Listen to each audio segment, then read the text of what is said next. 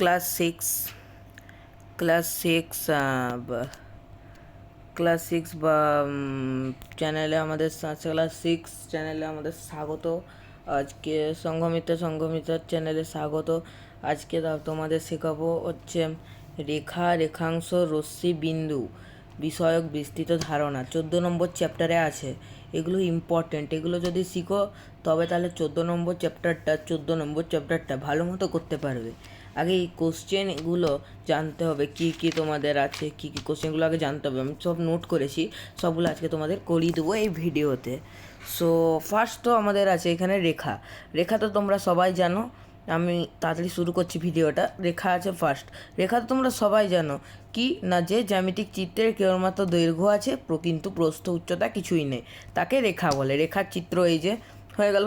এবার আসছি দ্বিতীয় নম্বর, রেখাংশ কাকে বলে? যে রেখার দৈর্ঘ্য পরিমাপ করা যায় তাকে রেখাংশ বলে। এটা সবাই জানো তোমরা, বা সবাই কেউ জানতে পারো তোমরা। রেখাংশ হয়ে গেল। এরপর আসছি কি, রশ্মি। যার একটি প্রান্ত আছে অপর প্রান্ত বিন্দু নেই তাকে রশ্মি বলে। সুন্দর এই যে রশ্মির চিহ্ন, এখানে প্রান্ত বিন্দু। এটা মানে টর্চ এখানে যদি থাকে তাহলে টর্চ থেকে এখান থেকে আলোটা বেরাচ্ছে, দিয়ে কত দূর যাচ্ছে তার কোনো ঠিক ঠিকানা নেই। কত দূর যেতে পারে, পাহাড় অবধি যেতে পারে, যেখানে খুশি যেতে পারে, তার থেকে কোনো ঠিক ঠিকানা নেই। এবার আসছি বিন্দু তো সবাই জানো। ক্লাস 4, ক্লাস থ্রি না, ক্লাস 4, 5, 6 সবাই পড়ে থেকেছো। 4 থেকে শুরু করেছো বিন্দু, কি 3 থেকে, ঠিক আছে? আমার তোরা মনে নেই, আমি ছোটোবেলায় পড়েছিলাম। যার দৈর্ঘ্য, প্রস্থ ও উচ্চতা কিছুই নেই, কেবলমাত্র অবস্থান আছে।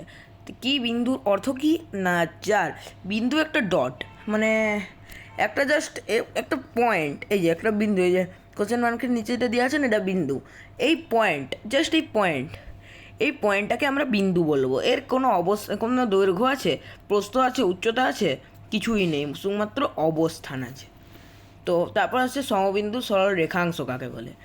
3 বা 3-এর বেশি সরল রেখাংশ একটি নির্দিষ্ট বিন্দু দিয়ে, আচ্ছা বিন্দু বানানটা এখানে ভুল হয়ে গেছে, তোমরা ঠিক করে নেবে। বিন্দু দিয়ে গেলে ওই সরল রেখাংশগুলিকে সমবিন্দু সরল রেখাংশ বলে। দেখো সমবিন্দু সরল রেখাংশ কিন্তু ইম্পর্টেন্ট আছে। দেখো এখানে একটা বিন্দু আছে, এই বিন্দু থেকে যে একটা দাগ যে গেছে, এগুলো সব নামকরণ করতে হয়েছে। এখানে যে ফার্স্টে যে এখানে এগুলো দিয়েছি, এগুলো সব হচ্ছে তোমার সমবিন্দু সরল রেখাংশ। রেখাংশর এই পয়েন্টগুলো থাকে, এগুলো সব রেখাংশ। তাই কি বলছে, এগুলো সব রেখাংশ। এখানে মাঝখানটা এটা জিটা বিন্দু, এটা হচ্ছে সমবিন্দু সরল রেখাংশ হয়ে গেল। এবার আসছি মোস্ট ইম্পর্টেন্ট এই দুটো, আর বাকি যেগুলো আসছে এগুলো সব ইম্পর্টেন্ট। তো দেখো ভালো মতো করে। সমবিন্দু কি? যদি দাঁড়াও ঝাপসা রেখাচ্ছে, যদি 3 বা 3-এর বেশি সরলরেখা একটি নির্দিষ্ট বিন্দু দিয়ে যায় তখন এই সরলরেখাগুলিকে সমবিন্দু বলে। তাই সমবিন্দু কাকে বলে? যদি 3 বা 3-এর বেশি সরলরেখা একটি নির্দিষ্ট বিন্দু দিয়ে যায় তখন ওই সরলরেখাগুলোকে সমবিন্দু সরলরেখা আমরা বলবো। তো সমবিন্দু সরলরেখা ছবিটা দেখো, এই যে সমবিন্দু সরলরেখা, জাস্ট এই সমবিন্দু সরল রেখাংশের মতো ছবিটা হবে। এইখানে আরও বাড়াতে হবে তীর চিহ্নটা দিয়ে, এখানে তীর চিহ্ন দিতে হবে, আর বাকি এখানে সব রেখাংশগুলো চিহ্ন থাকবে।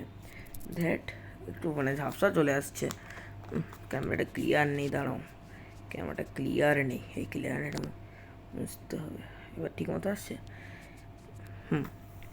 এবার আসছি সমরেখ বিন্দু তো তোমরা সবাই জানো। 4 থেকে পড়ে আসছো, মুখস্থ আছে।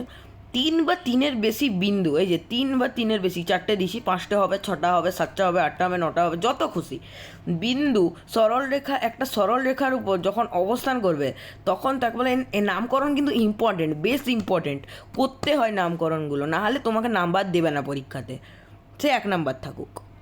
তা অবস্থান করে সেই বিন্দুগুলোকে সমরেখ বিন্দু বলে। এবার আসছে অসমরেখ বিন্দু। ওরকম এই শুধুমাত্র জাস্ট এটা যেমন একটা সরলরেখার উপর মাপে বসানো হয়েছে, এটাতে মাপে নয়, এখানে যা খুশি তাই বিন্দু, ঠিক আছে? নামকরণ দিতে হবে। যে সকল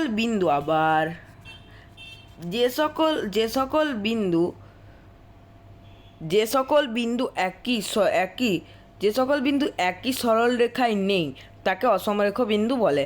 যেমন এইটা ABC গুলো, এরপর আসছি সমান্তরাল সরলরেখা। একই সমতলে মোস্ট ইম্পর্টেন্ট সমান্তরাল সরলরেখা। একই সমতলে দুই বা ততোধিক সরলরেখা উভয় দিকে যথেচ্ছভাবে বাড়ালে যদি তারা কখনোই মিলিত না হয় তাকে বলা হয় সমান্তরাল সরলরেখা। ফিলহাল আমাদের তো এখানে এসি চলছে, তো আমি তার ভিতরে পড়ছি, তোমাদেরকে দেখাচ্ছি।